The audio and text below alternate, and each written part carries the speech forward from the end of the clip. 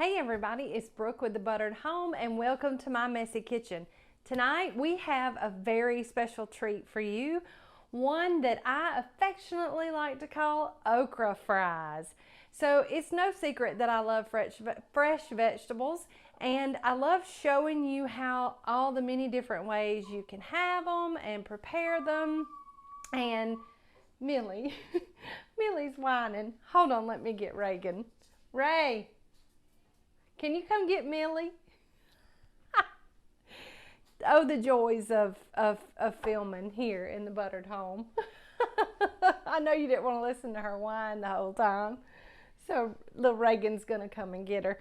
Okay, so I love fresh vegetables, and I love to show you how the many different ways you can have vegetables that really helps get those vegetables in. And okra fries is a really easy, really delicious way to do that. So I have a pound of fresh okra that I've prepared, and I'm just going to give you a couple of little tips and tricks on how to best prepare it for the oven. So stay with me.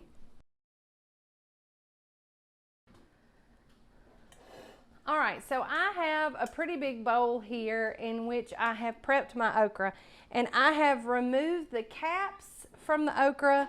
Well, first I washed it.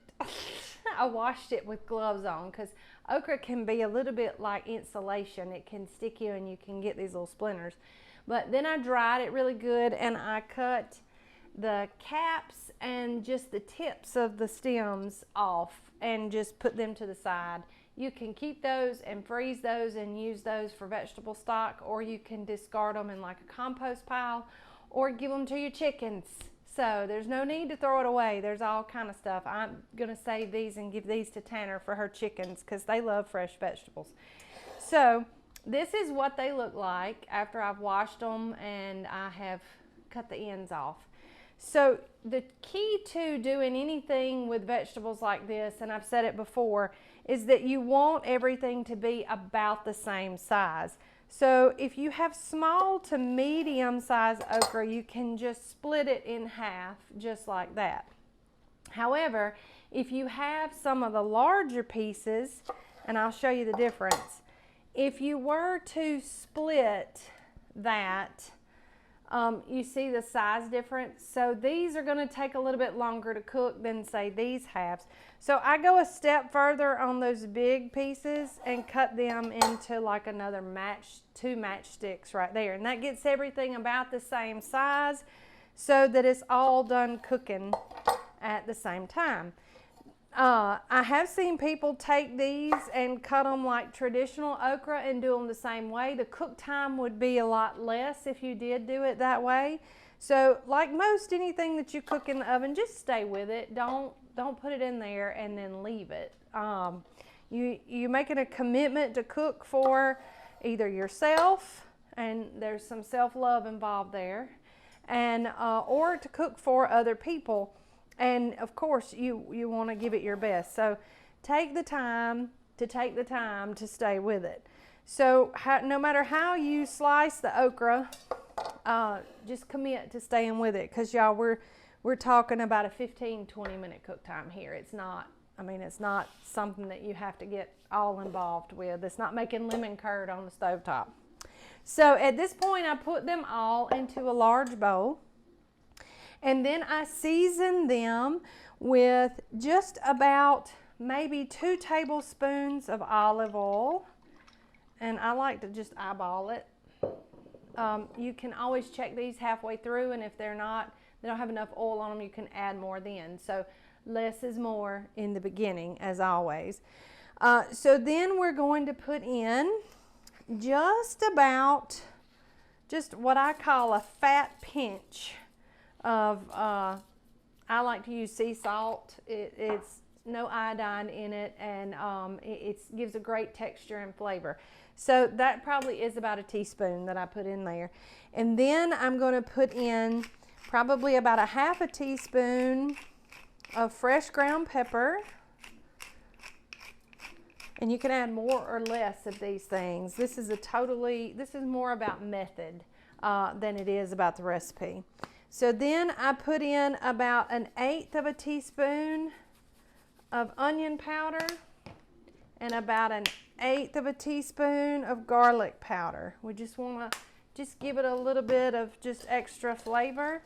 And then I just use my clean hands just to toss them in there. Now I take a sheet pan and spread them as close as I can to a single layer on a sheet pan. Now these guys are going to shrink, so if they're a little crowded, that's fine. Just long as they're not like sitting on top of one another. So I just arrange these and do kind of crowd them just a little bit, because as they cook, it will, they'll cook down some. So I've got kind of a small sheet pan, so y'all will see me putting them in here every which way, and that's okay. So these will go into a 450, yes, a 450 degree oven, and they'll only cook for about 15 minutes. So I like to set my timer for about 7.5 minutes, and then I will check them and turn them and make sure that they're doing everything that I need them to do. This doesn't take long, and you can cook them a little less time and they won't be quite so brown, or you can cook them just a little bit longer and almost get them like blackened. I don't say burnt, I say blackened. We don't burn things in the South, we blacken them. So I'm about to put these in my 450 oven, and then we are going to come back and show you the finished product. And this is a great alternative to potato fries, regular French fries, and they're oven baked, and you know exactly what's in them, and you might be surprised. So just hang with us. We'll be back in just a minute. All right, we are back. We have finished about a 15 to a 20 minute cook time. I used this stoneware, so it took a little bit longer. If you use a traditional sheet pan, you can get to like around the 15-minute mark, but these took about 20. And they are perfect. They're just the right amount of brown and crispy, and they're delicious. I have cooked them where they have all come to this level. Something about having that little bit of blackened char on them really is delicious. And listen.